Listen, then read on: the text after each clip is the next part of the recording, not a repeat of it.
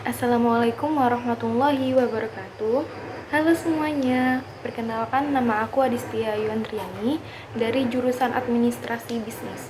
Di sini saya akan mempresentasikan mengenai pengambilan keputusan. Yuk simak videonya. Sebelum kita masuk ke dalam pembahasan, kita harus tahu apa sih pengambilan keputusan itu. Pengambilan keputusan merupakan proses pemilihan suatu alternatif untuk memastikan keberlangsungan perusahaan. Dalam proses tersebut, perusahaan harus mempertimbangkan faktor internal dan eksternal yang mempengaruhi pengambilan keputusan. Oke, sekarang kita masuk ke dalam pembahasan pengambilan keputusan dalam hierarki organisasi. Nah, dalam pengambilan keputusan hierarki organisasi ini ada 3 macam. Yang pertama ada top level atau administrator. Yang kedua ada middle level. Yang ketiga ada lower level. Nah, pada model organisasi klasik ini, proses pengambilan keputusan dibayangkan adalah suatu spesialisasi. Di sini terlihat bahwa hierarki pembagian wewenang di mana pucuk pimpinan atau top level hustis memutuskan berbagai masalah strategis. Sedangkan pada manager level atau middle level, menengah mengurus pengaturan internal organisasi dan koordinasi antar unit. Dan yang terakhir ada lower level, manager level bawah, bertanggung jawab atas keputusan-keputusan operasional sehari-hari di masing-masing unit. Yang kedua yaitu perbedaan keputusan strategis dan operasional. Keputusan strategis berkaitan dengan gambaran besar bisnis Anda. Keputusan tersebut juga lebih fokus ke lingkungan eksternal perusahaan dan biasanya berorientasi ke masa depan. Nah, orientasi tersebut memberikan arahan kemana bisnis Anda harus melangkah maju. Seperti, bisnis apa yang sedang Anda jalani? Apa visi dan misi Anda dalam bisnis ini? Dan bagaimana bisnis Anda dapat bersaing?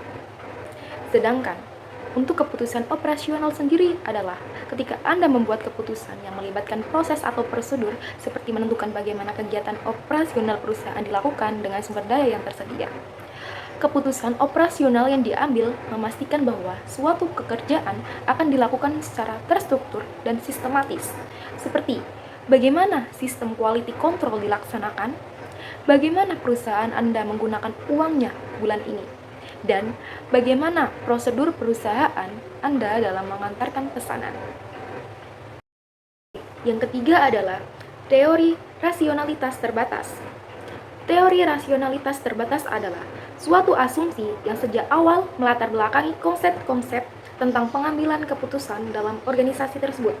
Asumsi ini berasal dari domain ilmu ekonomi yang menyatakan bahwa manusia selalu mengambil keputusan secara rasional. Namun ternyata, asumsi tersebut ditolak oleh beberapa ahli, salah satunya seperti Herbert A. Simon dengan bukunya Organization tahun 1956. Menurut Simon dalam bukunya, setiap pengambilan keputusan di dalam organisasi memang berusaha mengambil keputusan secara rasional, namun ada hal-hal tertentu yang membatasi upaya tersebut. Antara lain, yang pertama, informasi yang tidak sempurna atau tidak lengkap. Yang kedua, keterbatasan waktu yang tersedia untuk mengambil keputusan. Dan yang ketiga, kompleksitas permasalahan yang akan dihadapi keterbatasan kapasitas pengolahan informasi manusia. Dan yang terakhir yaitu politik internal organisasi yang menimbulkan preferensi-preferensi yang saling berlawanan tentang tujuan organisasi. Sino menanamkan pengambilan keputusan dalam organisasi sebagai rasionalitas terbatas atau bound rationality. Menurut Sands and Hand, rasionalitas terbatas inilah yang menimbulkan berbagai kelemahan dan keterbatasan dalam banyak kasus pengambilan keputusan strategis. Tanda-tandanya antara lain, yang pertama, pengambilan keputusan tidak jarang mengabaikan informasi penting yang sesungguhnya terjadi dalam pengambilan keputusan. Yang kedua, pengambilan keputusan cenderung selektif dan berfokus pada informasi yang cocok dengan perasaan atau opini mereka mengenai suatu keadaan, alih-alih memperhitungkan secara serius informasi yang berlawanan dengan pandangan mereka saat ini. Yang ketiga, pengambilan keputusan tidak jarang terlalu cepat melakukan goal drift atau menurunkan sasaran lebih rendah dari yang seharusnya telah ditetapkan, ketika tujuan yang awal terlihat sulit untuk dicapai.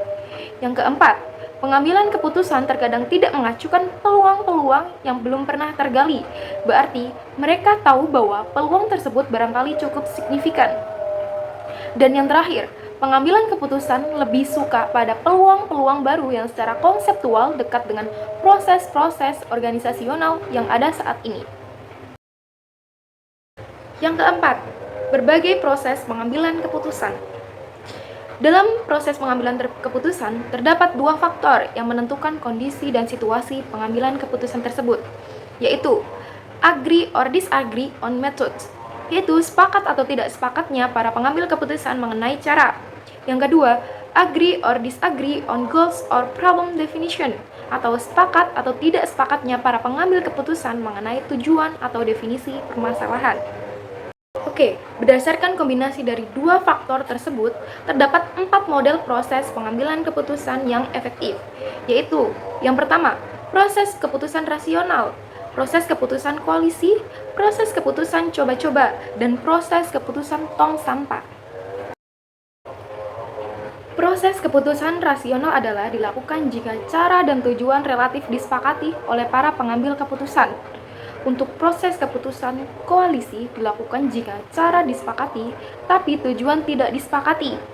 Untuk proses keputusan coba-coba dilakukan jika cara tidak disepakati, tetapi tujuan yang akan dicapai telah disepakati. Dan yang terakhir, proses keputusan tong sampah dilakukan jika cara maupun definisi masalah tidak disepakati. Yang terakhir yaitu peran intuisi dalam pengambilan keputusan. Intuisi menjadi suatu hal yang penting dalam pengambilan keputusan organisasi, manakala situasi pengambilan keputusan secara rasional tidak memungkinkan. Menurut Agor, intuisi penting contohnya adalah pada saat-saat sebagai berikut.